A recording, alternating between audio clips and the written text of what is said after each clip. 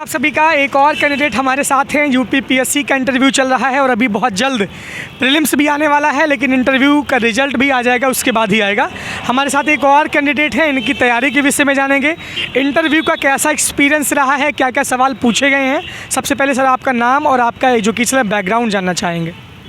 मेरा नाम शिव प्रसाद यादव है, मैं सुल्तानपुर से हूँ। सर मैं भी सुल्तानपुर से हूँ। अच्छा। सर सुल्तानपुर में कहाँ से आप? मैं अलीगंज। अलीगंज? हाँ, कुड़वार ब्लॉक। अच्छा, कुड़वार में मेरी रिश्तेदारी हुई है।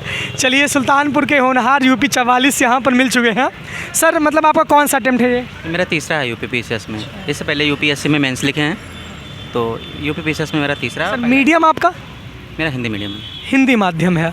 इस बार ऑप्शनल हट चुका था, तो क्या उससे इतना एडवांटेज कितना हिंदी माध्यम वाले छात्रों को मिला सर? अभी तो रिजल्ट आया नहीं ऑप्शनल हटने के बाद में, तो कहना तो ठीक नहीं होगा, लेकिन हाँ ये है कि अब लेवल प्लेइंग फील्ड है कि अब ऑप्शनल नहीं है ना, अन्यथा उसमें इतनी सब्जेक्टिविटी हो जाती थी, तो कोई भी मतलब जो है किसी को ज़्यादा किसी को कम। तो अभी 5वां 6वां पेपर जो है तो सबके लिए बराबर है, तो पहली बार है तो इसलिए मतलब ठीक ही है। सर आपने कोचिंग की थी कि नहीं की थी? नहीं, मैंने कहीं कोचिंग नहीं की उस तरह था, लेकिन यूट्यूब पर मैंने पढ़ा है। अच्छा, बिना कोचिंग के सिलेक्शन होता है? आप लोग एक बार जान लीजिए, सर इंटरव्यू दे रहे हैं, कोचिंग सर ने नहीं की थी, हिंदी माध्यम है, और सर का ये कहना है कि यूट्यूब से सर ने पूरा मटेरियल प्रोवाइड। सर अच्छा, प्रीलिम्स के लिए क्या स्ट्रेटजी छात्र अपनाएं? प्रीलिम्स के लिए मैंने कुछ यूपी स्पेशल तो नहीं किया था, ईमानदारी से कहूँ तो, लेकिन मैं यूपीएससी के लिए तैयार करता था, तो विजन की जो टेस्ट सीरीज है उसे प्रॉपर विजन की टेस्ट सीरीज लगा, तो घटना चक्र और घटना चक्र इस मामले में बहुत महत्वपूर्ण 2 सब्जेक्ट बेसिकली, जैसे एक साइंस है, एक हिस्ट्री वाला है। तो हिस्ट्री में जैसे आप अगर घटना चक्र लगाते हैं पूरा, तो कभी कभी ऐसा होता है कि जो यूपी पीसीएस में क्वेश्चन पूछे हैं वो यूपीएससी में आते हैं, और यूपीएससी में जो क्वेश्चन पूछे हैं वो मतलब जो है यहाँ भी पूछ लेते हैं। तो मेरे हिसाब से ये सही है, मतलब कि अगर आप घटना चक्र और कम से कम घटना चक्र साइंस का और हिस्ट्री का ज़रूर लगाएं। अच्छा, घटना चक्र साइंस और हिस्ट्री का हम ज़रूर लगाएं। सर कौन कौन सी स्टैंडर्ड बुक आपने सर पढ़ी थी अलग अलग विषय की? स्टैंडर्ड बुक तो सर मैंने हिस्ट्री में मतलब पढ़ी थी ज़्यादा, जैसे एंशिएंट के रामसर शर्मा, मेडुअल के लिए सतीश चंद्र, और मॉडर्न के लिए आधुनिक भारत और स्वतंत्र संघर्ष बिपिन चंद्रा की। अच्छा, ये 2 मैंने मतलब ये 3 किताबें हिस्ट्री में, और साइंस के लिए मतलब साइंस के लिए चूँकि मेरा साइंस बैकग्राउंड था तो उसके लिए तो मैंने कुछ खास नहीं किया, और बाकी इकोनॉमिक्स के लिए 11-12 की एनसीईआरटी, ज्योग्राफी के लिए भी 11-12 की एनसीईआरटी। अच्छा, 11-12 एनसीईआरटी सर बहुत इंपॉर्टेंट है, मतलब एक तरह से देखा जाए तो। एनसीईआरटी बहुत ज़्यादा नहीं, लेकिन अगर आपका फंडा मतलब अगर आपका बेसिक क्लियर नहीं है तो वो ठीक है, मतलब वो बढ़िया रहता है, तो उससे स्टोरी टाइप रहता है तो आसान है। जैसे मैं बताऊँ, हिस्ट्री के लिए मैंने कोई एनसीईआरटी नहीं पढ़ी है, तो मतलब मुझे लगता है जो रामसर शर्मा वगैरह ही हैं जो मतलब एनसीईआरटी लिखते हैं, तो अगर आप एक ही किताब पढ़ लेते हो तो 12 बार के लिए रिवीजन करना आसान होता है ना। आप 6 से 12 तक बार रिवीजन करें, और व्यवहारिक है ये प्रैग्मेटिक अप्रोच कि एक बार आप पढ़ लेते हो तो किताब दोबारा पढ़ने का मन नहीं करता है। तो रामसर शर्मा रहते उसको आप कई बार मल्टीपल टाइम, जैसे मैंने भी लगभग 10 से 12 बार पढ़ी होगी रामसर शर्मा। लक्ष्मीकांत सर आपने? हाँ, लक्ष्मीकांत पढ़ी है। कितनी बार सर पढ़ी है?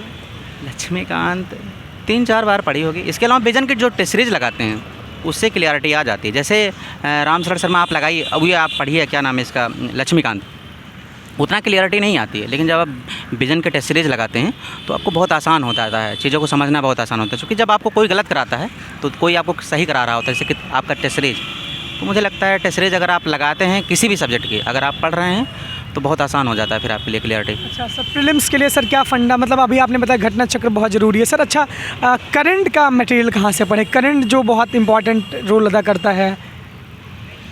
करंट जो है, मैं तो विजन आईएएस के मैगज़ीन फॉलो करता हूँ मंथली, और इसके अलावा जो है घटनासार आती है, अगर आप उसको और विजन की मैगज़ीन, अगर कोई भी मैगज़ीन अगर आपने साल भर पढ़ी और घटनासार पढ़ लेंगे तो मुझे लगता है हो जाता है। अच्छा, करंट उतने से हो। सर न्यूज़पेपर का क्या रोल है? न्यूज़पेपर मैं नहीं पढ़ता। अच्छा, देखिए न्यूज़पेपर का जो हुआ लोग बनाए हुए हैं सर, इंटरव्यू दे रहे हैं, न्यूज़पेपर सर एक को नहीं, कभी नहीं पढ़े न्यूज़पेपर? नहीं पढ़ा, शुरू में पढ़ रहे थे, लेकिन वो मुझे लगता था 3-4 घंटे लग जाते थे। उसके अलावा उसके जगह पर मैं दूसरी चीज़ करता हूँ। ओनली आईएएस का एडिटोरियल आता है, सुमित सर करते हैं, तो 30 से 35 मिनट का होता है, तो वो आपका पहला, दूसरा, तीसरा पेपर अगर आप 6 महीने फॉलो कर लेते हैं तो लगभग कंप्लीट हो जाता है। तो मैं उसको बहुत मतलब शिद्दत, जैसे कहते हैं ना, शिद्दत के साथ चाहना, तो एडिटोरियल को मैं शिद्दत के साथ फॉलो करता हूँ। मतलब इवन आप ये मानिए कि अगर किसी दिन मतलब बड़ी से बड़ी ट्रेजेडी हो जाए तब भी मैं एडिटोरियल नहीं छोड़ता हूँ, और मुझे लगता है अगर सुमित सर का एडिटोरियल कोई फॉलो करता है तो पहला, दूसरा, तीसरा पेपर, इवन यहाँ तक कि चौथे पेपर के कुछ हिस्से जो कि एसएसडी वाले हैं सुमित सर करा देते हैं, तो मुझे लगता है बहुत शानदार है। अच्छा सर, यूट्यूब पर कौन कौन सा मतलब आपने चैनल फॉलो किया था, कहाँ से आपने यूट्यूब से पढ़ाई की थी? एक तो ओनली IAS के हैं, ओनली IAS का है, और दूसरा सर जो है जो दृष्टि IAS मैप कराता है, उसमें इंडिया और वर्ल्ड मैप आता है वो। और इसके अलावा जो है SS ओझा सर के ज्योग्राफी के वीडियो। हमारे विश्वविद्यालय के सर छात्र हैं। सर आपने आपका ग्रेजुएशन कहाँ से हुआ है? मेरा कनाटी से है। हाँ NIT कमला नेहरू, हमारा भी इस समय PG वहीं से हुआ था, हिंदी से।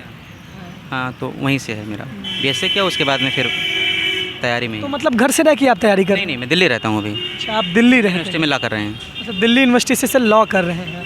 हाँ, अभी तो दिल्ली में ही है। सर UPSC आपने अभी नहीं दिया? UPSC दिए थे, UPSC दिए। पहले अटेम्प्ट में मैं मेंस लिखा था, लेकिन फिर डेंगू हो गया था तो मेरा क्लियर नहीं हो पाया। इसके 22-16 दिए थे, तो उसमें GS में बहुत अच्छा स्कोर था, लेकिन CSAT में लापरवाही की वजह से थोड़ा रुक गया। अच्छा सर, मेंस इस बार कैसा रहा आपका? मेंस तो ठीक ही हुआ था, क्योंकि कम सीटें हैं, अगर इंटरव्यू कॉल हुई तो जाहिर सी बात है कि। सर क्या क्या सवाल पूछे गए आपसे? मेरा तो एक तो बिल्किस बानो वाले में था कि आपका क्या रुख है जो है, और पूछा आज गया। सुबह का ही न्यूज़पेपर में आता है बिल्किस बानो का केस।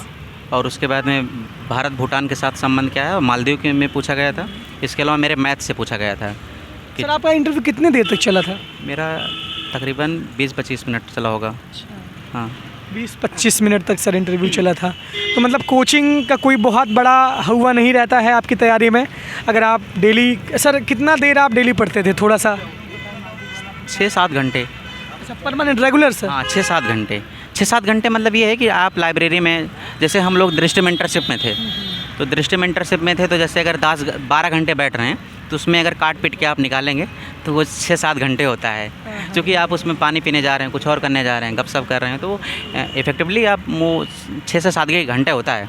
तो ये चीज़ अगर आप 10 घंटे बैठ रहे हैं, 6-7 घंटे आता है कट पीट के, तो मुझे लगता है। और वैसे भी पर्याप्त है 6-7 घंटे, बहुत होता है 6-7 घंटे। अगर आप अगर डेली पढ़ रहे हैं साल भर, बहुत होता है वो। सर हिंदी माध्यम की शुरुआत, सर जैसे कुछ बच्चे अपनी शुरुआत से ही तैयारी करना चाहते हैं, तो कहाँ से बच्चे शुरुआत करें? फर्स्ट ईयर सेकंड ईयर के बच्चे जो ग्रेजुएशन के हैं?